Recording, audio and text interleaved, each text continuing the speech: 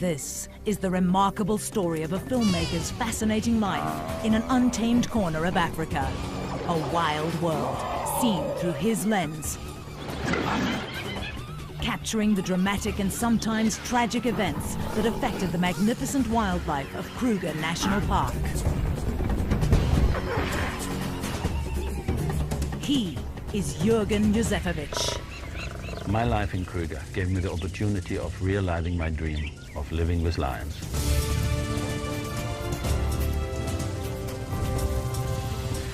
By 1998, Jürgen had produced 9 films about the wildlife of Kruger. Now, after several years, Jürgen and his wife Terina return for the first time to their old family home to retrace their footsteps and relive some of the most memorable experiences of their lives.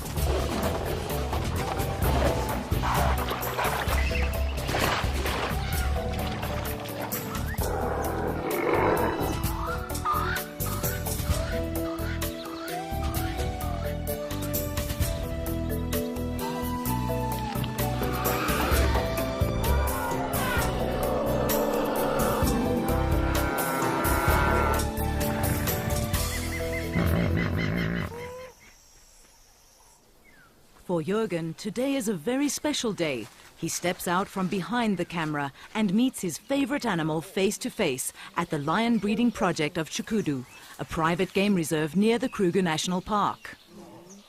This is great. I can get so close to the lions and touch them, even play with them. I would never do that with the wild lions of Kruger. If I tried, they would kill me. Jürgen feels that these great cats personify the wilderness and its freedom. A shrinking wilderness now preserved only in unique, untamed parks such as Kruger. As soon as Jürgen and Terina step through the gates of the Kruger National Park, they'll be in a completely different world where life is wild, untamed, and unpredictable. Established more than 100 years ago, the Kruger National Park in the northeastern corner of South Africa is the country's largest and one of Africa's oldest game reserves, covering 2 million hectares, an area larger than Wales. Johan Olofse is one of 22 section rangers needed to control such a vast area. But today, he takes time out to welcome his friends back to the world-renowned wilderness that was once their home. Good to see you again. Good. Fantastic to see you, man. Look at this one. Again. Hey, that's Great. nice to be back. Huh? Welcome back to Kruger. Yeah, you guys I did missed good. you. Huh? I really missed you. It's going to be great to share the bush with you again. Fantastic. You'll find everything has changed, but nothing has changed.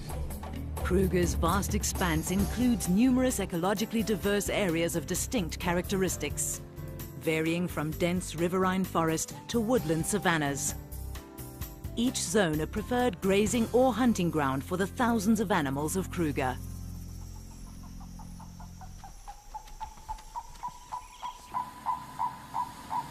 During their 12 years in the park, Jürgen and Terina lived, filmed and photographed in most of these areas.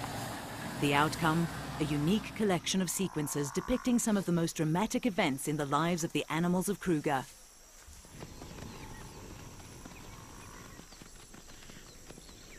Husband and wife grew to know the animals so well through their filming and photography that natural events touched their lives as much as they did the wildlife, the exhilaration of a birth or the sadness of a death, and the heart-wrenching despair of a natural disaster.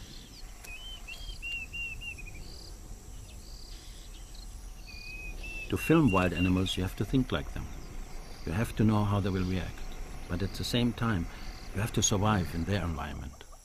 When you're on your own, you have to become part of nature. Living in the bush is like entering another dimension. It doesn't matter who you are out there. Here, you are the weakest species. Easy meat. Big lot.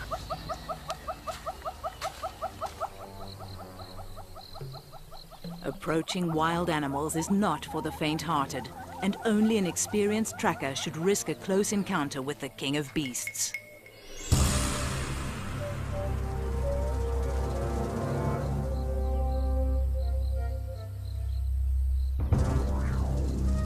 A Alone, armed only with his 16mm film camera, Jürgen spent years following the animals, a silent observer, never an intruder, recording nature as he saw it.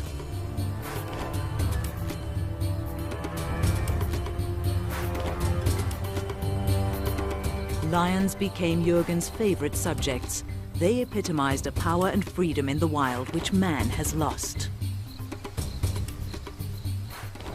Kruger is lion country. For 8 years I followed one pride that hunted this area. These could be some of the cubs that I watched grow, but I don't think they remember me. Jürgen thinks back to 1989, when he first met a very special male which he named Hanglip. At that time, Hanglip and his brother had just taken over the pride. For the next 8 years, Jürgen watched as Hanglip maintained his authority. This is an incredible achievement for a lion. Research shows that most lions rule a pride for no more than 4 years before being ousted by a younger, more powerful male. When Jürgen first met Hanglip and his pride, the family group was small, with only 2 males, 4 adult females, and a few cubs. Under his reign, the pride grew steadily throughout the dry cycle that gripped Kruger Park. Hanglip was a fantastic male, confident of his power, and he accepted me. He allowed me to follow the pride when they went hunting, and I was fascinated by their strategies.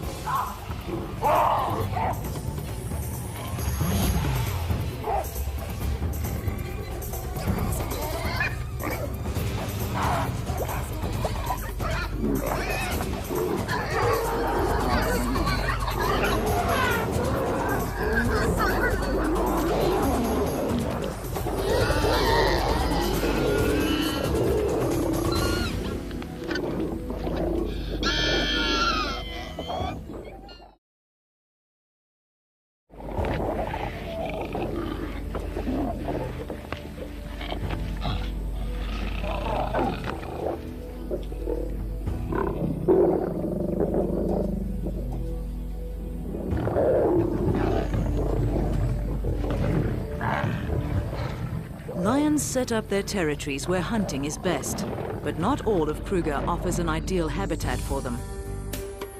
In 1986, when Jürgen and Terina arrived in Kruger, they were based in the remote northern area of Pafuri. Here there were fewer lions, but the Levuvu River proved to hold other surprises, for Jürgen as a filmmaker, as well as Terina as a mother. Being the wife of a wildlife filmmaker is a completely different life.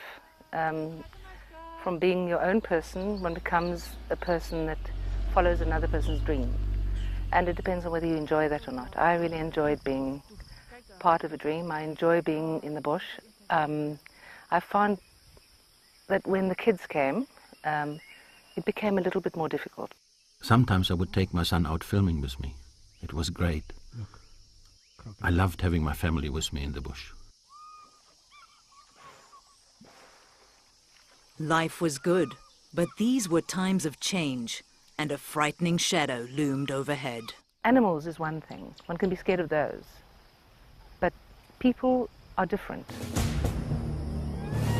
People with AK-47s hold a totally different threat. In the late 1980s, this remote area of South Africa, bordering Zimbabwe and Mozambique, provided an ideal, unprotected entry for freedom fighters. They came at night, on foot. The scariest part for me in the bush was when we were huddled around the fire at night and we knew they were out there. We heard gunfire, but there was nothing we could do. We were totally vulnerable. Of course there were risks living with a family in this area.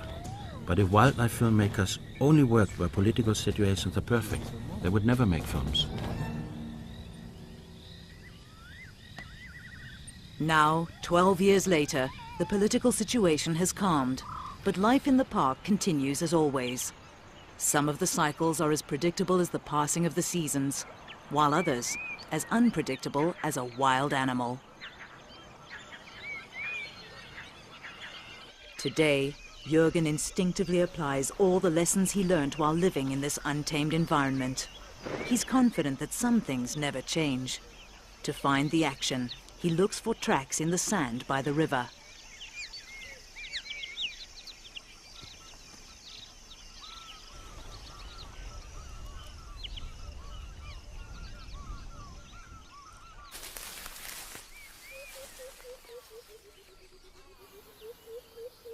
In the wild, you can never let your guard down.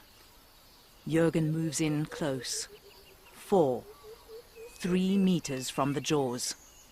From experience, he judges that this would be a safe distance to film, close enough to get a good shot, but far enough not to be attacked.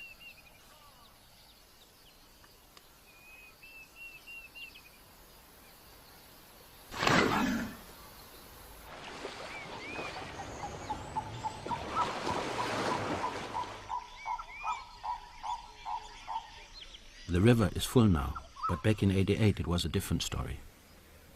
The river had stopped flowing and the animals had to come down to drink at the last remaining puddles. Here I could film some exceptional behavior.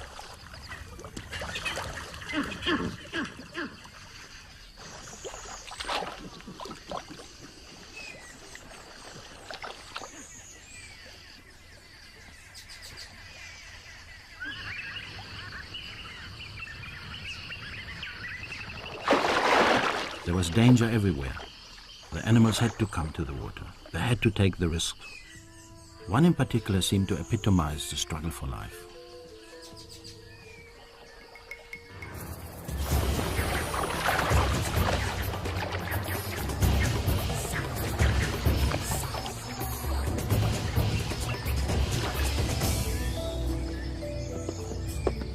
I was amazed that the little antelope had survived the attack.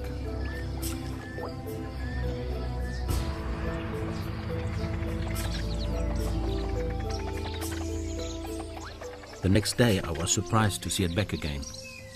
It was desperate for water.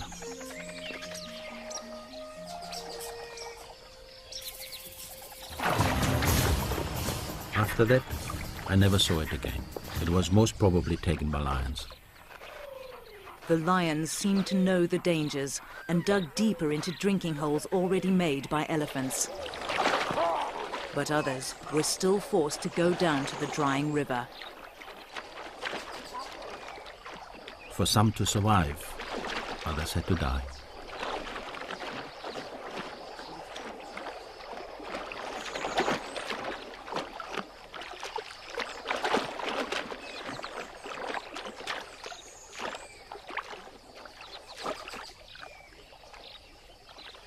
There were so many crocodiles crowded in the small pool. The 2 large males got into a fight for dominance.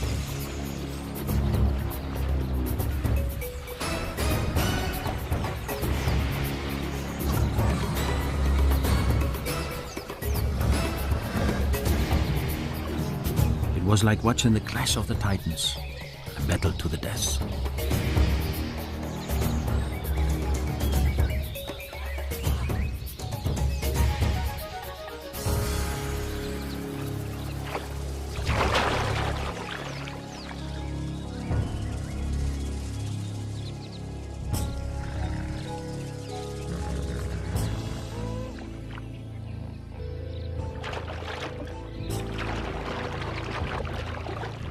Jürgen watched in astonishment as the other crocodiles moved in without hesitation to eat the loser, proving that in nature, nothing goes to waste.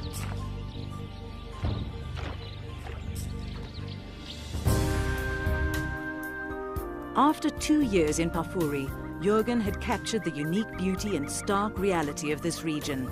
The resulting film helped to save the area from being exploited for coal mining. With his first film in the can, it was time to move on, further south, to a different part of Kruger. In 1988, Jürgen and his family moved to Skukuza, where the children started school. His favorite spot in this area was Chokwane, an area of open plains and woodland savanna, lion country. And this was where he met his favorite lion, Hanglip. This was Hanglip's hunting ground. Here I joined him and his pride in the never-ending search for prey. Jürgen started to film these lions at the time when Hanglip and his brother first took over the Chiloweni pride. Hanglip was the stronger of the two males, but together they formed a formidable partnership that kept rivals at bay.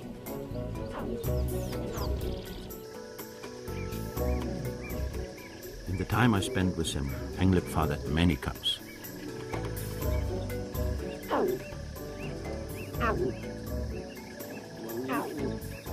Despite the years of drought, Hanglip's cubs continued to flourish, growing healthy and strong.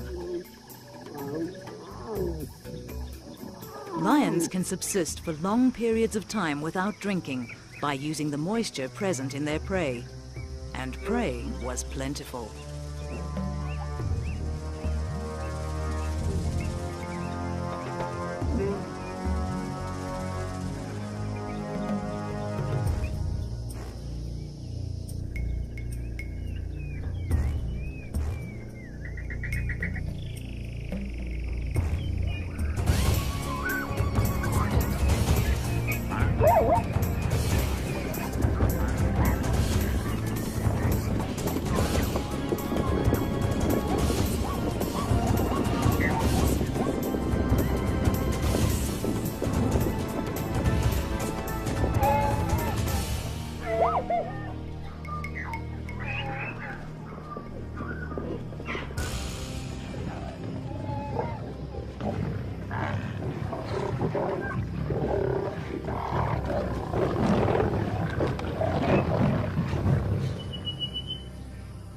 This is where I had my camp.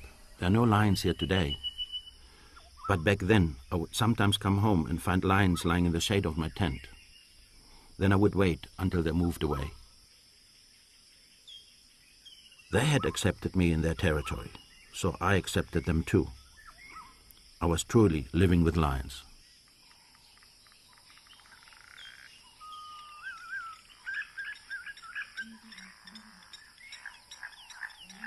I had Hanglip and his family's whole history in my camera.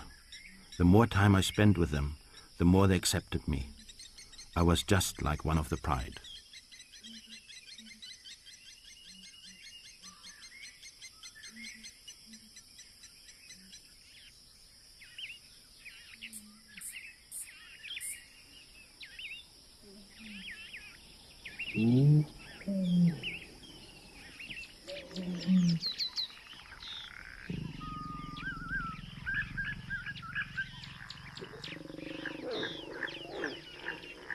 A unique opportunity presented itself when Hanglip mated with one of his females.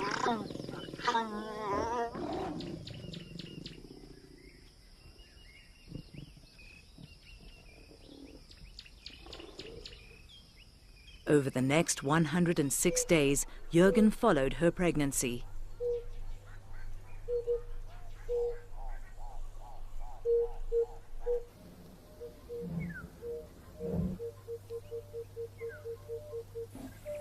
One day, she did not join the rest of the pride when they left to go hunting. I knew her time was near. Later that day, she moved into a dense patch of reeds. It was exciting for Jürgen, but at the same time frustrating. He could not see the birth. All he could do was record the sounds. Jürgen desperately wanted to see the cubs, but he knew that if he got too close, the mother would kill him. Jürgen waited at the den for 4 long days.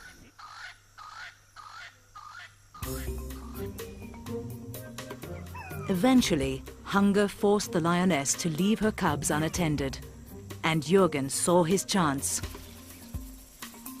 I crawled into the den with my camera, and I said to myself, Jürgen, if she comes back now, you're dead. But I had to go in. I felt like they were a part of my own family.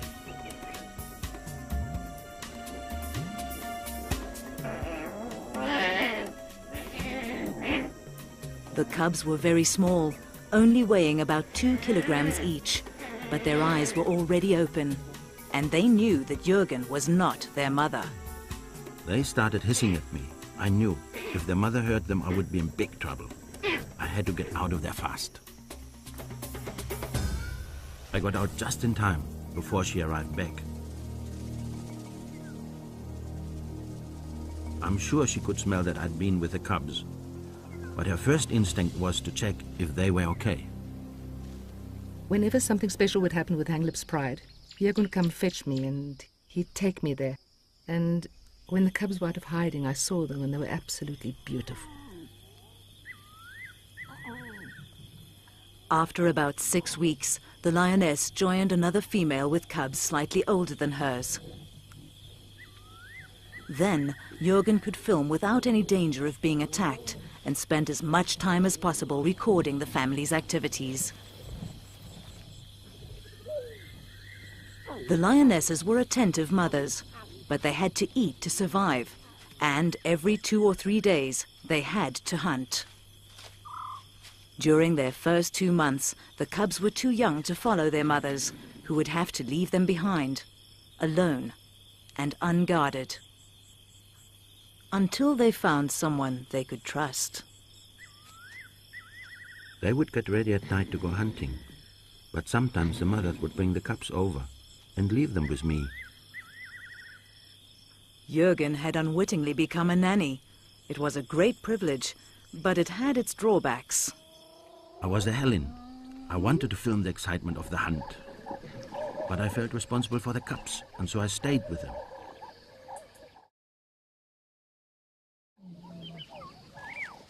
But the next morning, when the mothers returned, it was like a family reunion.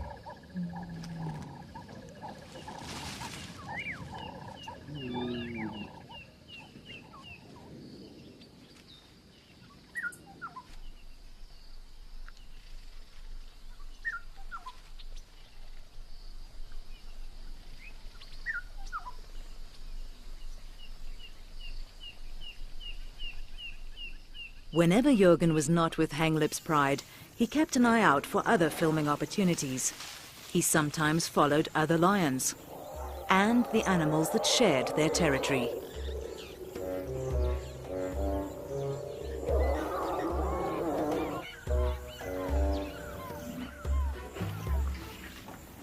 This young bull elephant was determined to let everyone know who was boss around here.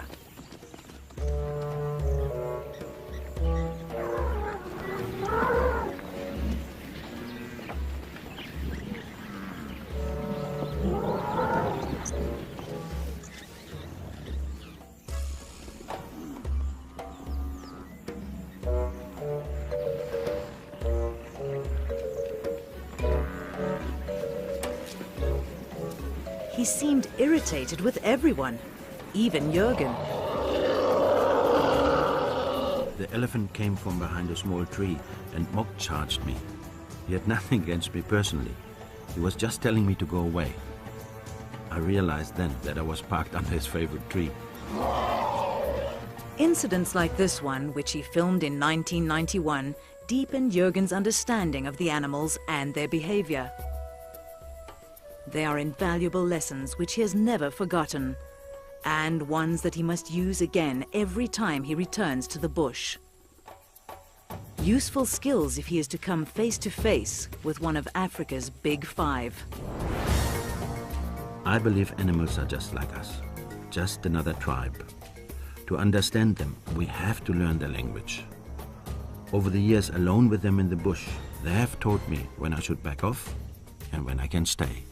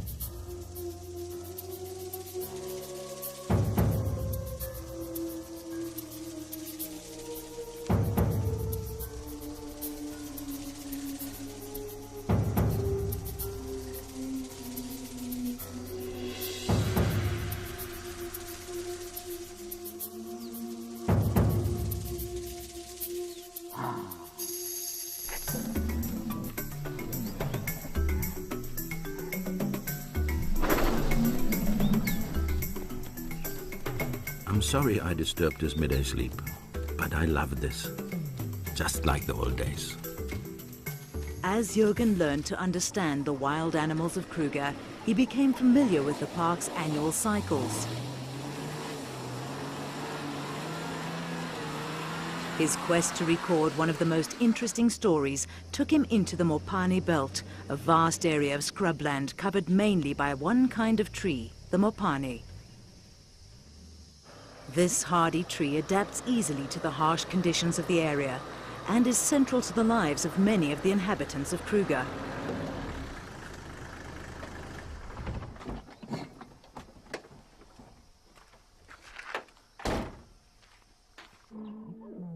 Lions use these trees for shade, but they're not what draws Jürgen back to this area.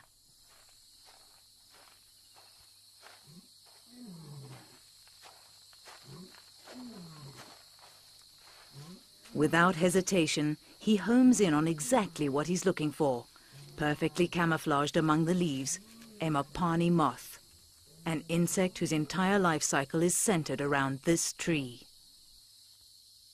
Can you see how worn her wings are? That means she has finished laying her eggs. She'll die soon. It's not only the big animals that make up the wonders of Kruger. Insects are equally important here. I wanted to record their lives too. Jürgen's unique footage revealed an amazing life cycle never before seen on film. The adult moth has no feeding organs. Her entire purpose is to mate and then lay about 200 eggs. Her life lasts no longer than 3 days. Tiny caterpillars hatch between 3 and 4 weeks later. They only need to crawl a short distance to find their food source, Mopani leaves. The brightly colored caterpillar is a feeding machine, growing rapidly to a length of up to 13 centimeters. Its skin does not stretch with its expanding body. The caterpillar needs to molt 6 times before it reaches full size. By this stage, the caterpillar becomes one of the richest sources of protein for animals and birds. After 6 weeks of blissful overindulgence, the caterpillar leaves the tree and finds a soft, sandy spot in the soil near the base of the Mopani. It burrows down into the sand, where it hollows out a cell and gradually turns into a pupa. Here it will lie as it goes through its dramatic transformation. No one could tell me exactly when the moth would come out, so I had to be there every night to make sure I didn't miss it. But I wasn't alone out there.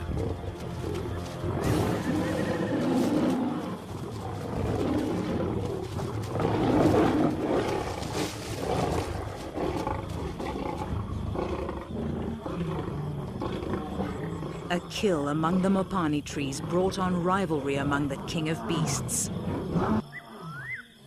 But Jürgen maintained his vigil.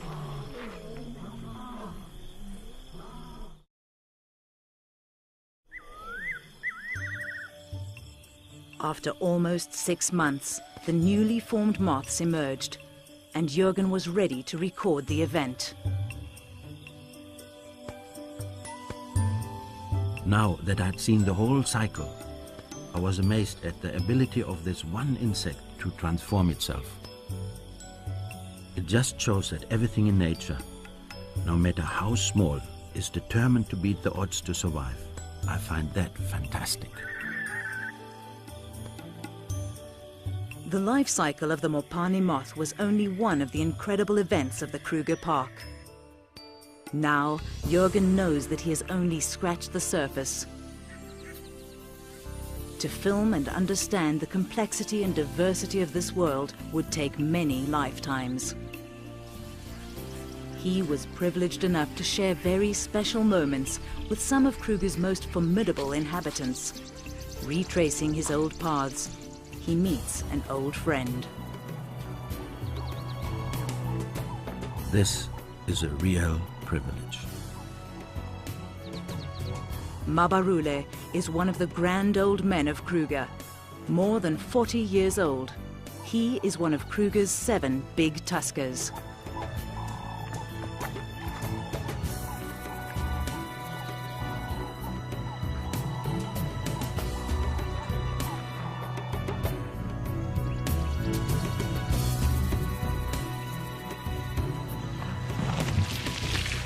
Mabarule is here to cool off. In summer, temperatures often reach a baking 40 degrees Celsius. I'm not used to this heat anymore. I need to cool off as well.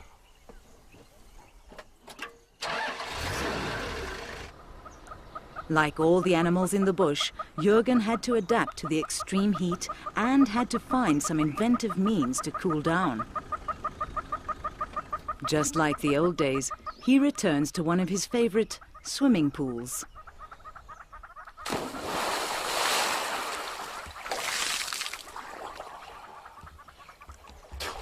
I almost landed in trouble in '92. I was taking a swim when a huge head suddenly appeared over the top of the reservoir. An elephant bull had come to drink and I couldn't get out. I hung onto the pipe in the middle for over an hour and hoped that he wouldn't find out I was there.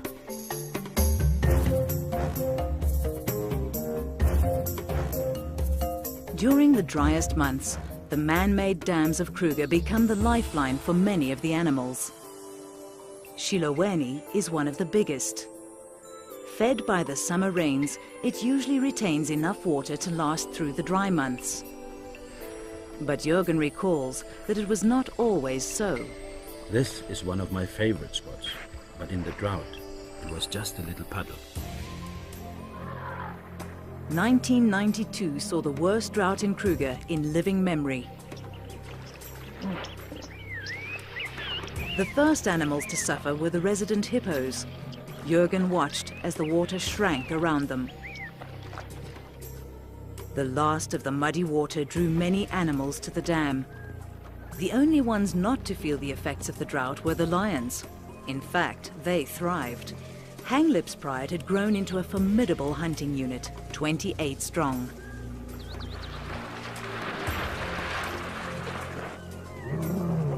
They needed to hunt every day to keep the pride well fed. During this period, they literally lived around the dam, waiting for an opportunity to strike.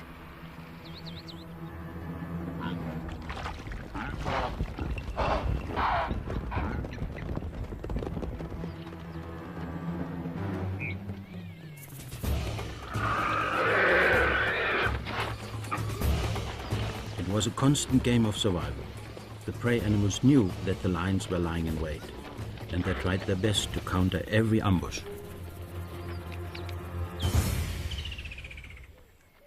While the lions thrived in these conditions, the hippos were really suffering.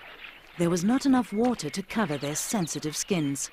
Having finished all the grazing closest to the water, they were starving, and some even resorted to eating elephant dung. I watched as one hippo calf moved away from the herd in search of food.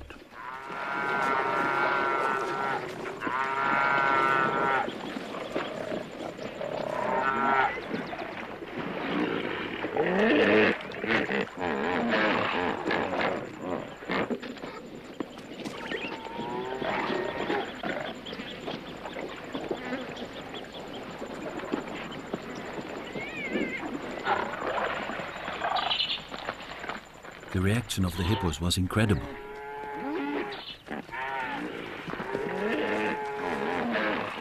The lions seemed as surprised as I was.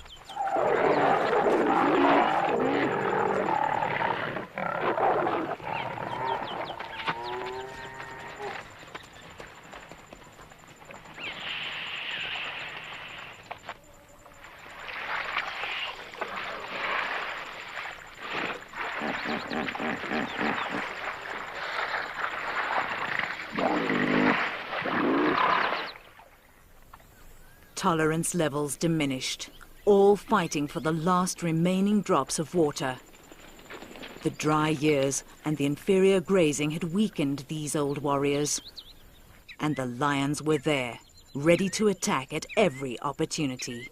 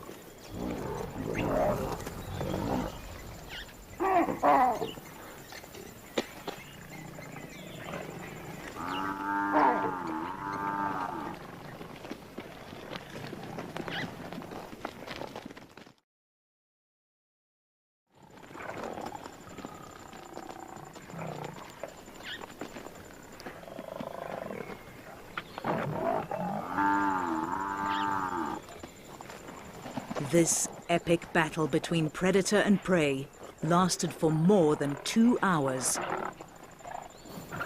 It could have gone either way until the very last moment.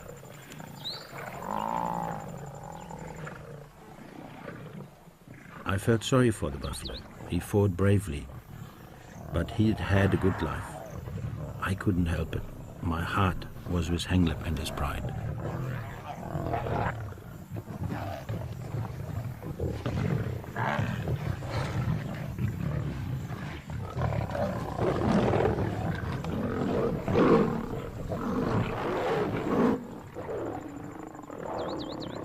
I was always amazed by Hanglip's power, but the battle with the old bull took its toll. After this, he could still hunt, but he limped for the rest of his life. Throughout the drought years in the early 1990s, Hanglip and his pride grew in strength. They thrived when all other animals around them suffered. But then, Jürgen remembers, came a threat that spared no one, not even the lions. This threat was microscopic, a spore-forming bacterium that can live for centuries in soil and bones. It survives in the harshest of conditions. A killer bacterium, anthrax. In 1991, the dry, hot winds of the drought put the habitat and the animals of Kruger under severe stress. The herds churned up dormant anthrax spores. It was a time bomb waiting to explode.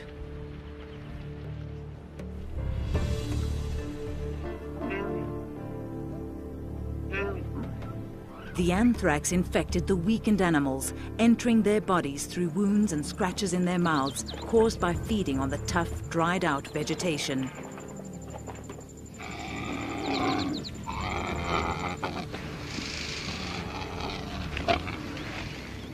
The animals were desperate. As grazing deteriorated and waterholes dried up, competition for food and water turned into physical battles. The weakest didn't stand a chance. This zebra was kicked to death by its rival, a victim in the struggle for survival.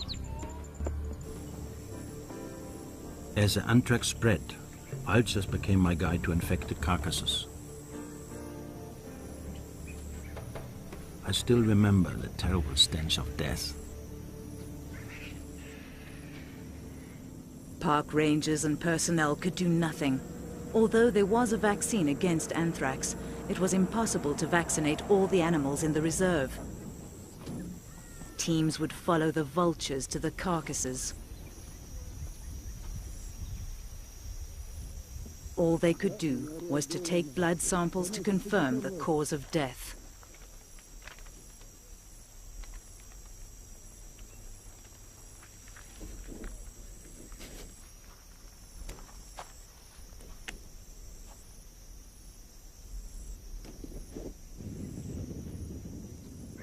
The disease was spreading quickly.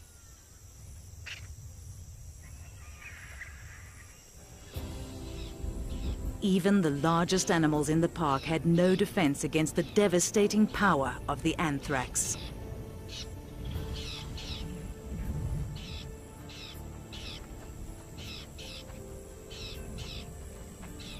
With vaccination out of the question, the park officials burnt all the carcasses they could find to curb the spread of the disease.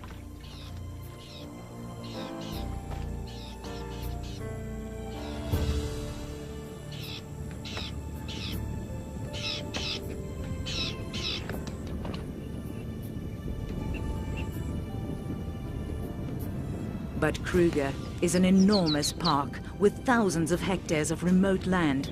It was impossible to find all the carcasses. The scavengers could smell death miles away. No carcass was left untouched, and slowly these scavengers were infected too.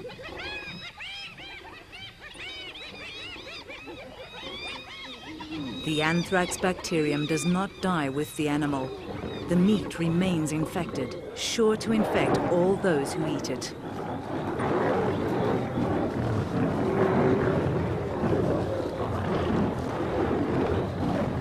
What seemed like a feast for the scavengers and predators was actually a death warrant.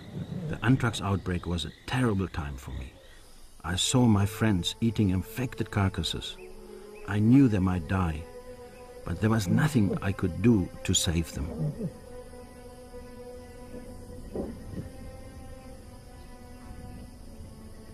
As the disease developed in the animals, the swelling of their mouths, heads and throats made it more and more difficult for them to breathe. Scratch marks in the ground bore silent witness to the animals' desperate struggle for air during the last moments of life. I had seen my lions at their peak, at the top of the food chain, but over 2 seasons everything just seemed to fall apart. Those that were found were put out of their misery by the rangers.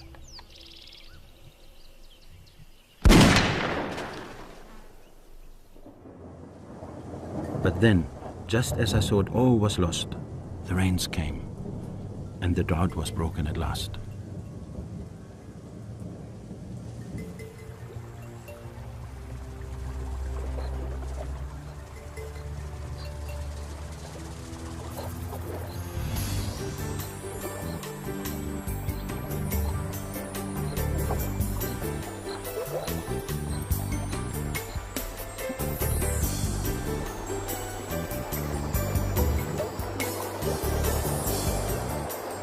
Floodwaters, the only force that has the power to stop anthrax, washed the spores downstream and into the sea, where the salt water eventually destroyed the bacteria. Incredibly, not all life was lost. The young and healthy survived. Much was learnt during that anthrax outbreak, and today researchers see anthrax as nature's own culling mechanism.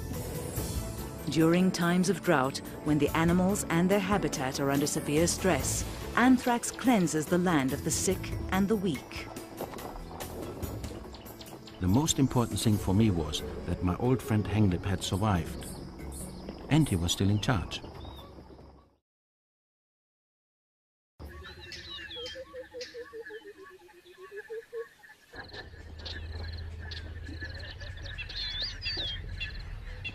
After 10 years of drought, Kruger now started a time of good rains and rebirth.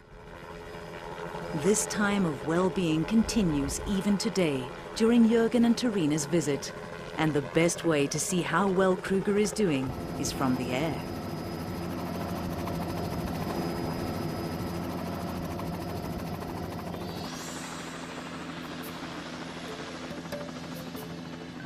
Nature is fantastic. It recovers so quickly. Not a trace of the dramas that played themselves out here during the drought. The river is full now. Back then, many had stopped flowing.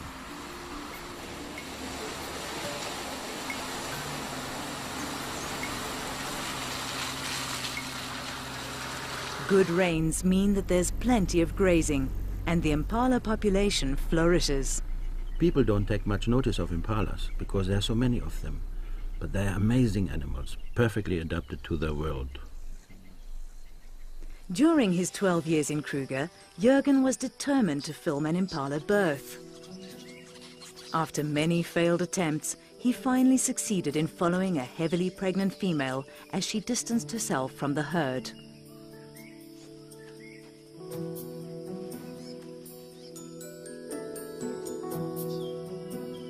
I really struggled to film this birth because impalas are very cautious and secretive.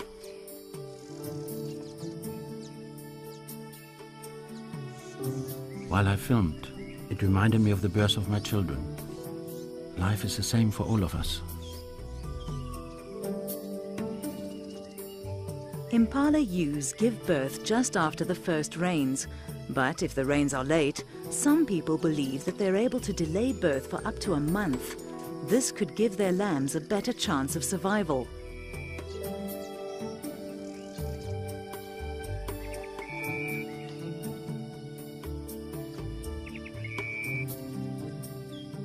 Of all the unique footage that Jürgen shot, I think, to me, the most special one is the one with the impala birth in that field of flowers. I mean, it's wonderful. This vulnerable baby with this vast wild wilderness surrounding it and all the dangers in it. I could relate to that, having raised my own children in the same environment. There are dangers everywhere.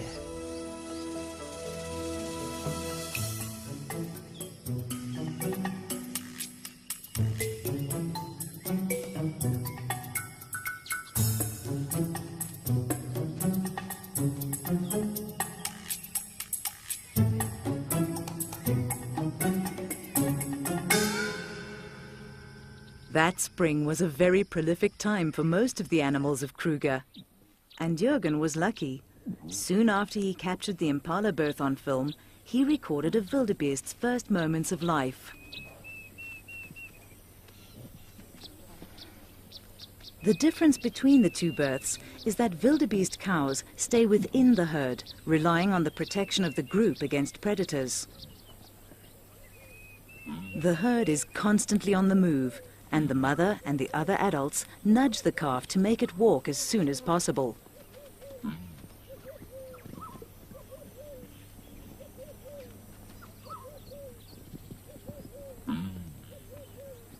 After only 5 minutes, it is ready to move with the herd. Jürgen and Terina relive fond memories, but their visit to Kruger has almost come to an end. Once again, they meet up with Johan. Hi Jürgen, how are you doing today? All right, man. Hi Terina. Have you seen the lion? Yes, I did. Nice flight of 12 through the river, 2 k's up the track. Oh, thanks a lot, man. Go and enjoy that. Hi Terina. Enjoy.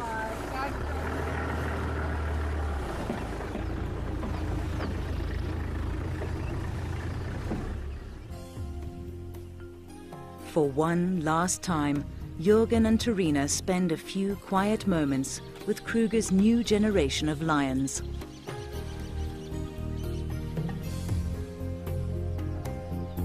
These seem as healthy as the pride they once knew. The pride led by Hanglip, a fighter, a survivor. We grew old together here, like 2 old lions. My old friend has gone now. I will never forget him. He survived through drought, injury, and anthrax. I don't know how he died, but I do know that he lived like a true king. I hope his last battle was a good one.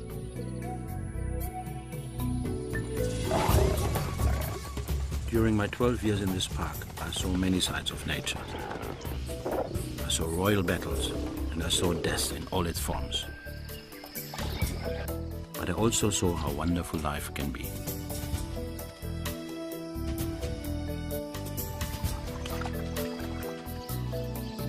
For a while, the animals in Kruger allowed me into their world.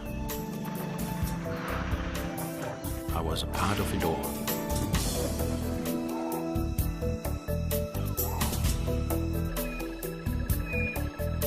I will always be thankful for the opportunity that I had to live my dream.